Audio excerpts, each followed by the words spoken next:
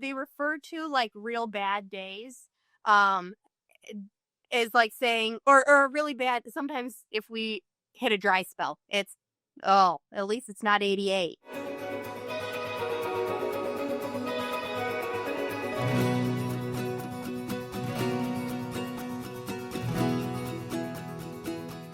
Thank you for joining us for another episode of Illinois Corn TV. I'm your host, Lindsay Croak. I work here at Illinois Corn. And today we have Missy Friestad joining us. How are you today, Missy? Hey, I'm great. Thanks for having me. Good. I'm really excited to get to know you today and to get to know a little bit about your farm. Tell us a little bit about yourself, where you farm, and how long you've been farming. We farm in southern Kendall County. We are in between Morris and Yorkville in a small town, Lisbon, Illinois. I farm with my dad and grandpa. My grandpa has farmed for 72 years now. This will be his 72nd harvest. Wow. So he started shortly after high school and has been farming since. Him and my grandma moved out to Lisbon in 57, and they still are here at the farms in the homestead that they started at, and that's actually where my parents live as well. They're across the road. So my dad started farming with my grandpa shortly out of high school as well, and then I followed suit. Graduated high school in 16, started full-time in 2017, and then ended up going to Joliet Junior College for ag business for a few years. Worked at a local grain elevator for a couple years, and then came back to farm full-time starting in 2021. So this will be my 4th year. That's what I was going to say. So what harvest is this for you? Your 4th harvest? Yeah, 4. So I got, like 68 to go to catch up to Grandpa. That's the goal. Well, talk to us a little bit about what it's like. You have a man who's had 72 harvests and a young lady who's had 4 harvests. Like, what's the communication gap? Is there a gap? Like, how does that work for you guys to work together? Yeah. Oh, absolutely. It's something new every day, and it's always exciting, always something to learn too. We get along exceptionally well. He is truly one of my best friends, so it is the coolest opportunity to get to work with him every day. And he is just so passionate about agriculture, about farming.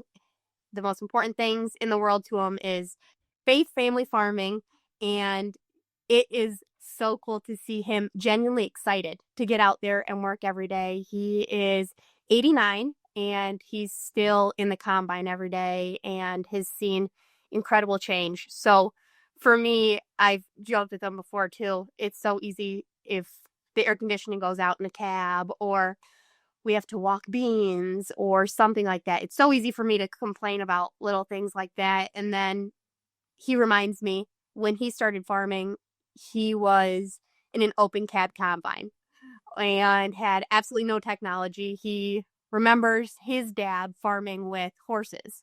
So the change that he's seen is incredible, and that's been really cool. It keeps me thankful and grateful for the advances, but also I can learn so much from him, and he has so much knowledge in his back pocket that even from the very first year he started, that's so useful. So that's a great opportunity for me. There's always something to learn there from him. Okay, just from all of that information now, I feel like I have so many questions. The first one is, you said you guys joke around. I bet you have so many, like, inside jokes between the 3 of you. Are there? Oh, absolutely. Yeah, can you tell us a funny story? Yeah, absolutely. We like to, they refer to, like, real bad days, is like saying, or really bad, sometimes if we hit a dry spell, it's, oh, at least it's not 88. At least it's not the drought of whatever. They like to throw in ones like that. And of course, they've been at it a lot longer than I have. So I've had to pick up on those a little bit. But I do. They like referencing back to the kind of historical dates like that. And same with equipment. If they come across a really good piece of equipment, they'll refer back to, oh, this is an 8200, and that means, oh, that this is a good piece of equipment. This is a good buy.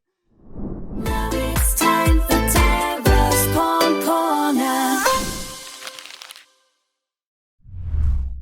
if corn could dance, what kind of dance would it do? I feel like it would dab. Can you name something made from corn besides food? Fuel. What's the stringy stuff at the top of the corn cob called? Corn hair. So you mentioned that you're building a community of other women in agriculture who are commenting. Have you had any memorable moments that really like sort of flipped the switch or changed the story on what you can do, are willing to do, or should be doing as a woman in ag? Yeah, I guess just that community online, when I first started, I was so surprised at how many women or just young people in general, not just women, are getting involved in their family farm. And there is such a community feel where we're at here. There's a lot of young people that are starting to get involved. Even other family members of mine, my nephews are starting to get involved. They're young. And then cousins of mine. I have another cousin who just graduated from Joliet Junior, and she's getting involved with my uncle, her grandpa.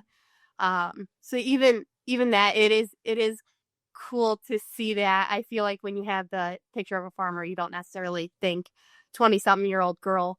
But that's out there for sure. And I was surprised when I got online how much of that is, and it's so cool that people are sharing that, because you feel like you got a little bit of an army behind you too, and we're kind of all in this together. So is there you mentioned several times in that you're a young person in ag, and there's a community of young people in ag. I'm guessing there are interesting skill sets that you bring to the farm, particularly when we think about how much technology is available, how a lot of like record keeping systems are all online, and maybe they're living in the cloud. I don't know, but what are some of those skill sets that you're bringing to your family farm that maybe your dad or your grandpa, I mean, maybe they're great at it. I don't know. Maybe they're challenged. What's that look like for you? I got to give credit to my grandpa. From literally going from farming with horses to where we are today, he's been a champ. And he is just starting to enjoy the iPad. He learned how to use YouTube on that. So there's actually one time we were trying to figure out how to grease the new corn head something and couldn't figure it out. He came back the next morning with his iPad and said, I found it on YouTube. This is how you do it. So he's a champ. That's pretty good at 89 years old. Yeah. He runs with that. But as soon as I got involved, they were very quick to throw me anything computer technology related. And I'm pretty fortunate going to Joliet Junior as well. We had classes about that. That was really easy for me to move into, just being the generation I am. So that's something I really enjoy now. And they were very happy to give that to someone else. So any of our data that we use for planting and harvest, we utilize that all winter long when we're deciding the next year what we're planting, where we're planting things. So I work with that a lot in the off season, as well as mapping. They're quick to give that to me as well, but that's something I enjoy now. So that's pretty cool. And yeah, same with record keeping. I moved all of that to Google Drive. That's what I wanted, because you can pull it up from any computer, any phone, anywhere, and got a little pushback on that the first year. But then when Dad could pull that up in the middle of the field, the first time he was able to do that, that changed it. He thought, okay, this is worth it then. This is working. Another question that this made me think of, you talk about the journey for your grandpa from like being a young man and seeing his dad farm with horses, and now today he's like looking up things on YouTube. Like, what do you think that journey's going to look like for you? I mean, look at where you're starting. What's in the future? He says that to me a lot. Like he could not fathom what it would look like once they first got auto steer.